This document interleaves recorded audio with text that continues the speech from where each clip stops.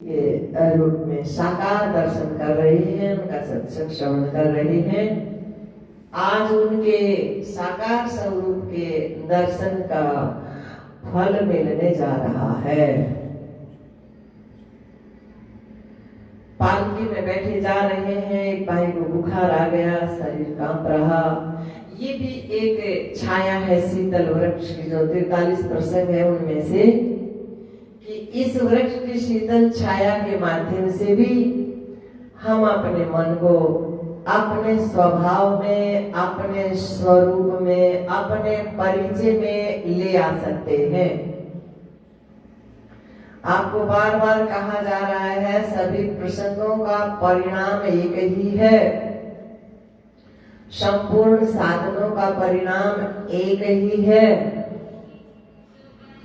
मानव चोले का भी परिणाम एक ही है, हमारा मन अपने स्वभाव में आ जाए, अपने परिचय में आ जाए। तो इस प्रसंग के माध्यम से भी, इस मार्ग से भी हम अपने मन को वहीं ले आ सकते हैं।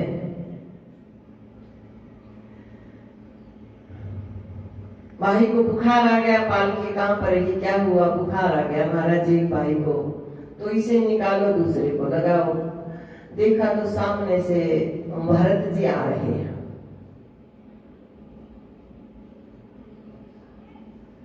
बाबा जी आओ, आ गए, कंधा लगाओ, लगाया। इसे कहा शरीर का प्रारब्ध। शरीर का प्रारब्ध भुगतान करने से ही छुटकारा होता है। महाराज रघुगण को तो भगवान के साकार स्वरूप के दर्शन का फल अथवा सत्संग का फल मिलने जा रहा है। इधर भरत जी महाराज ये दिखा रहे हैं कि ज्ञान होने के बाद भी शरीर का प्रारब्ध उसे जहां तहां ले जाता रहता है। किधर दाना पानी चुगना है, किससे मिलना है, किधर जय जयकार होना है, किधर अपमान होना है, ये सब शरीर का प्रारब्ध है, ये भुगतान होता रहता है, ये दिखा रहे हैं। आओ बाबा जी आ गए, कंधा लगाओ, लगाया। अब स्वाभाविक है, जैसे सुखदेव जियों के बारे में श्रवण करते हैं, 2-4 मिनट से ज्यादा मन ब्रह्मानंद से बाहर नहीं आता है। कुछ शरीर की क्रिया, कुछ किराया भाड़ा देना शरीर को, बस उतनी ही देर के लिए, या किसी जिज्ञासु पे बरसने के लिए। ब्रह्मानंद में डूबी हुई दृष्टिपात से भी समाधि भी ज्ञान कई प्रकार से हो जाता है।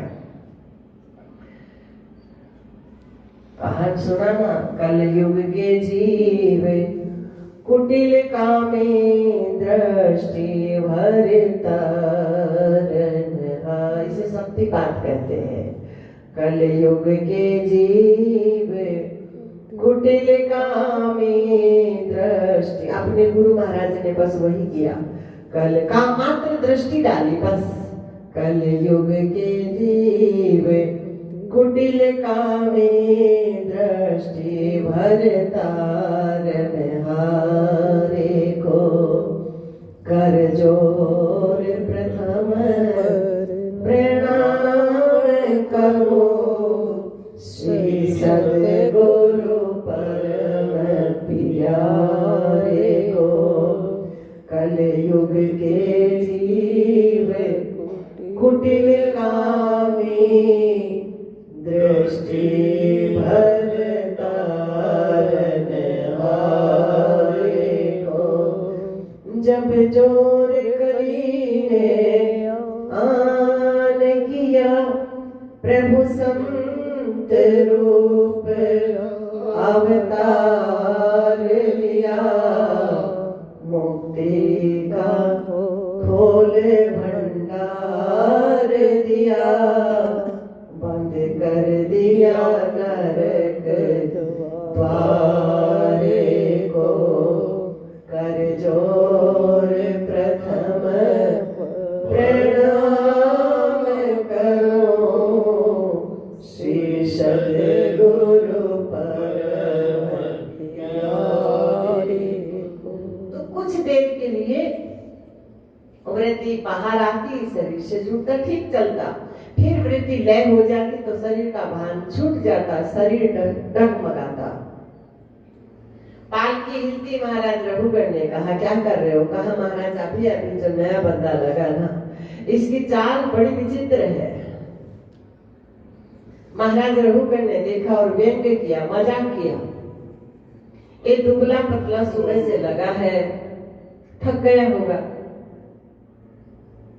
भरत जी कुछ नहीं बोले, जानते हैं ये शरीर के गुणधर्म है,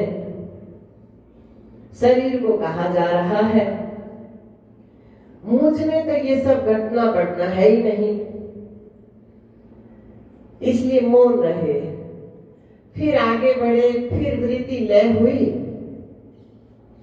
फिर शरीर डगमगाया, पालकी डगमगाई। अब तो महाराज रघुगण, हे बोढ़ारा मंद बुद्धि, तुम्हारी तो मैं ठीक उसी प्रकार से चिकित्सा इलाज करूंगा जिस प्रकार से यमराज पापी पुरुषों का इलाज किया करते हैं। आप बोले हैं भरत जी, बड़ा सुंदर बोले हैं, राजन किसका इलाज करने की बात कर रहे हो? शरीर भी हमारा हष्ट पुष्ट है, शरीर में भी कोई बीमारी नहीं, मन भी हमारा स्वस्थ है, मन में भी कोई बीमारी नहीं, और मुझे तो ये बातें छू ही नहीं सकती, तो यहाँ बीमार कौन है? किसका इलाज करना चाहते हो? जैसे यहाँ मीरा का भी प्रसंग घट रहा है। मीरा को जब बाह्य जगत का कुछ भी नहीं सुहाता, वैद्यों को बुलाते हैं, नाना प्रकार से उपचार का प्रयास करते हैं। तो मीरा का भाव है कि न बजिया वैद्य क्या जाने, न बजिया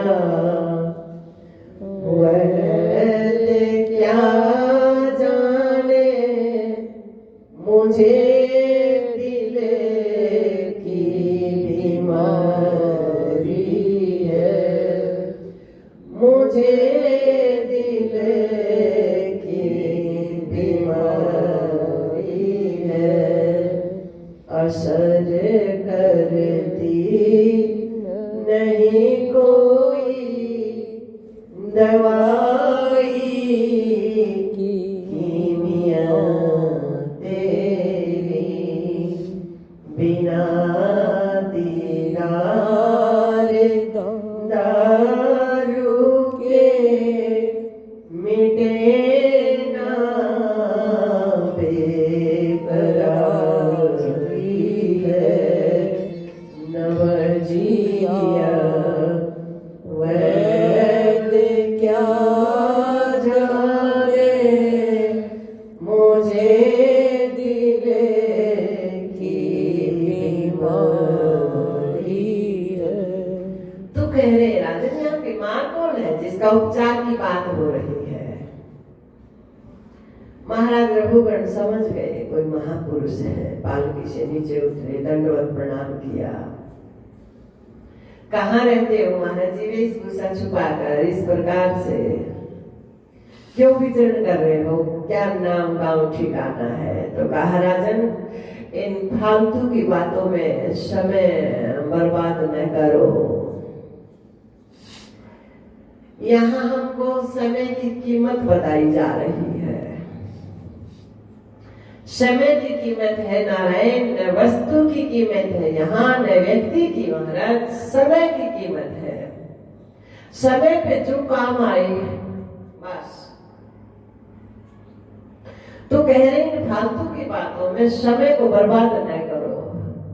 यहाँ गुरु जी ने कहा अपना भाव, रे अब तक मिला क्या, अब क्या मिलेगा, क्या निकला और क्या निकलेगा, ये थोथे धान पिछोड़े